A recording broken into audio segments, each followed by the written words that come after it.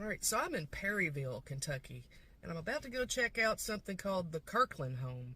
And it was really, really small, like a tiny home from the past. So let's go see what it's all about.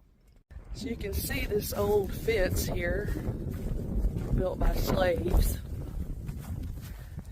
There is a historical marker down here I'm going to read, but this is the Kirkland home. Look how tiny it is. It's so cute.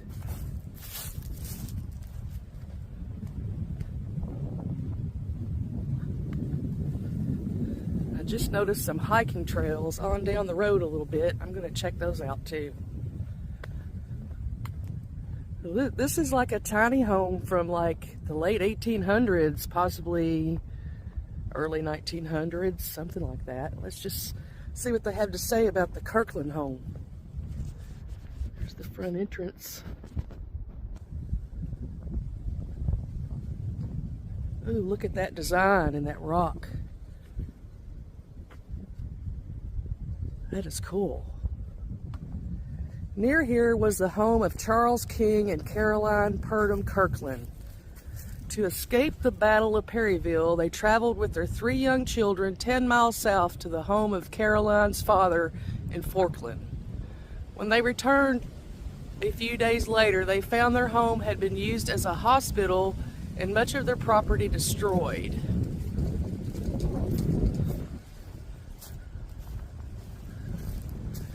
Oh. Their blood-stained dining room table was used for operations and their clothes torn for bandages. Furniture, fences, and outbuildings were burned for fuel, and farm animals killed for food. Soldiers were buried poorly in the yard. After a rain, their limbs protruded from the soil.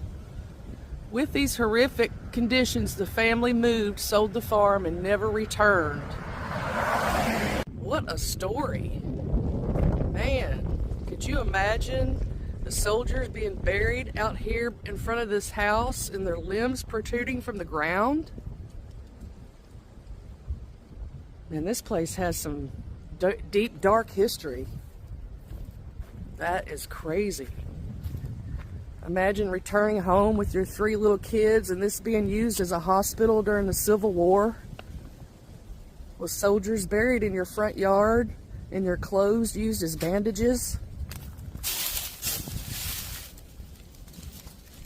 Man, this place has some really cool history. Well, I don't know about cool, dark history. Kind of getting chills just thinking about walking on this ground.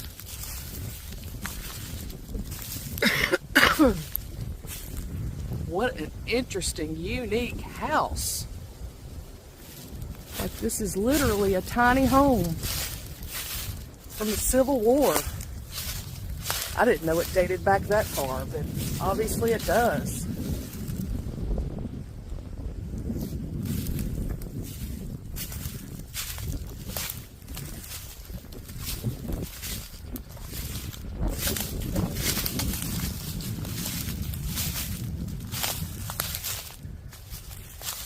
Back of it. From the back, it looks like a storage shed. A couple of steps here. They must have used to have been in front of the door, maybe. Oh, this is just a little area for storage and whatnot. Look at the shelving.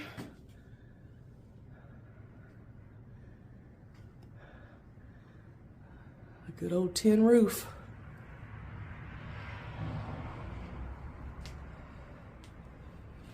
That old rope. It's a concrete floor.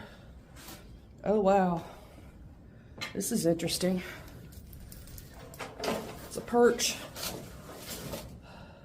It's literally a perch. So maybe they kept chickens in here or something? Animals, birds of some sort. It's all this little blue stuff on the floor.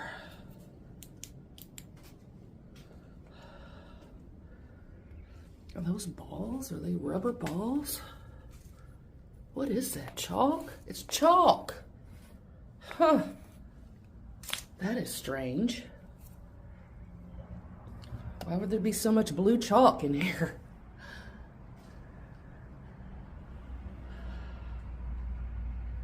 That looks old, whatever it is. What is that, an old brake pad for a tractor maybe? Just a guess. Yeah, there's chalk everywhere. Some charcoal, some goggles.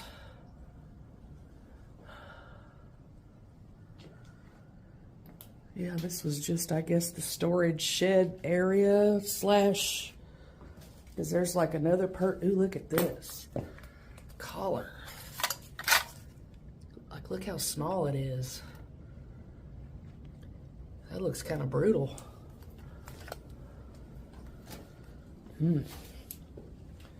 Obviously some animals were kept out here. All right, let's go check out the rest of this little tiny home from the Civil War.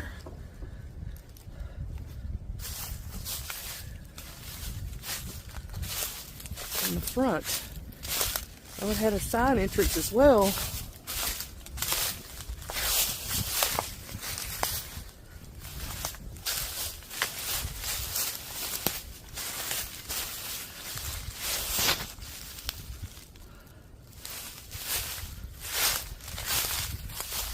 Shutters on the door.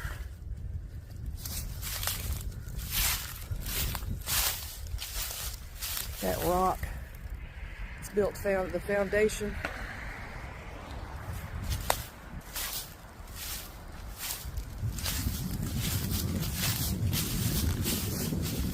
This place is just breathtaking to me. I've never seen anything like it.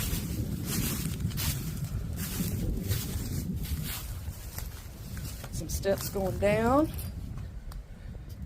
and I think we're just walking on earth. Look at the jars. Wow.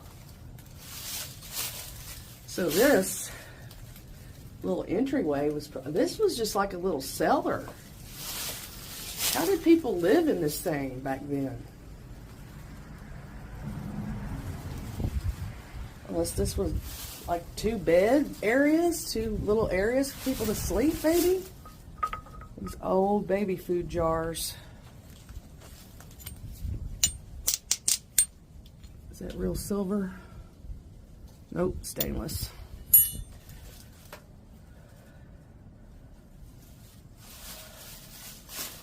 Look at this broom.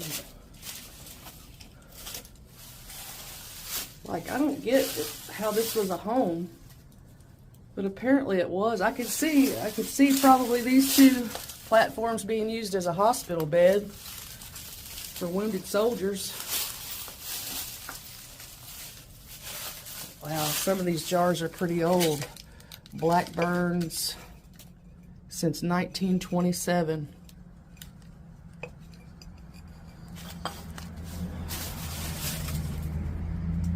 I wonder what that was. Refrigerate after opening. It doesn't say what it was. Look at this. Now that is an old Nestle instant tea jar, I do believe. There's a lot of them. Wow. A little jam jar.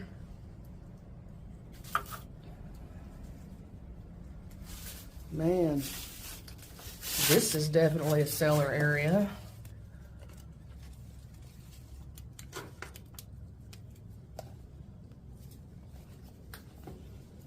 Oops, sorry.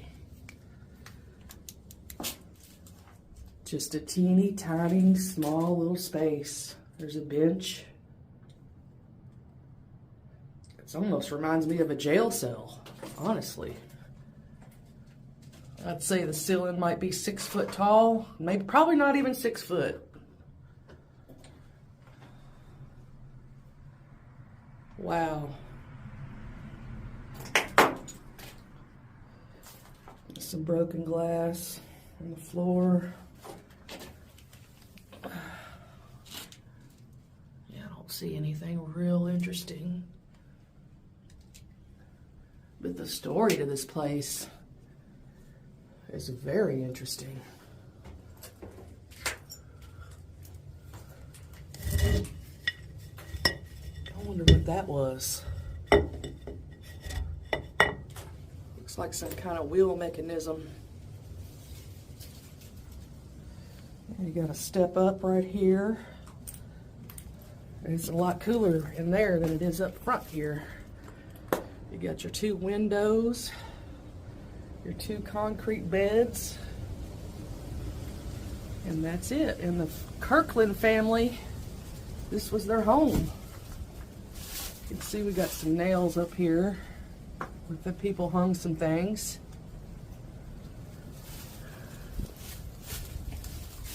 It'd be cool to find some graffiti, but I'm not seeing any.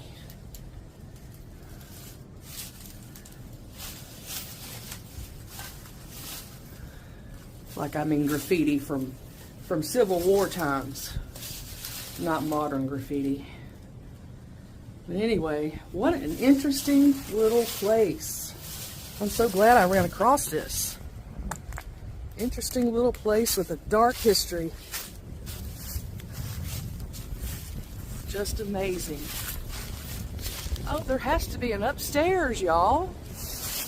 There has to be an upstairs. So this has to be the door to the upstairs. I missed half of it. So that's like the cellar area that we were just in. Oh yeah, here we go. Wow. Look at this.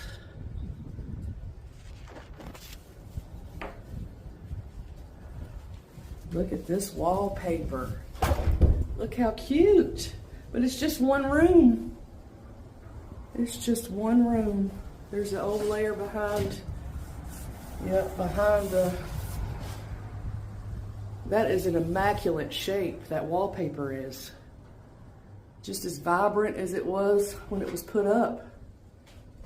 Got wood flooring. Floor to ceiling windows, 2 of them. So obviously the children had a place to stay. The Kirkland children, 3 children, probably shared this room.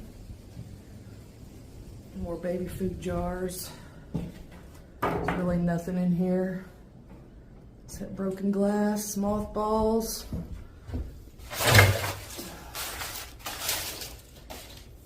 A turkey pan. A pretty cool jar.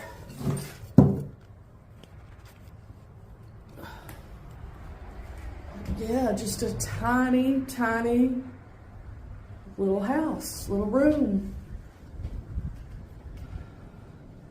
Had a skeleton key door. I'm blown away at the condition of this place.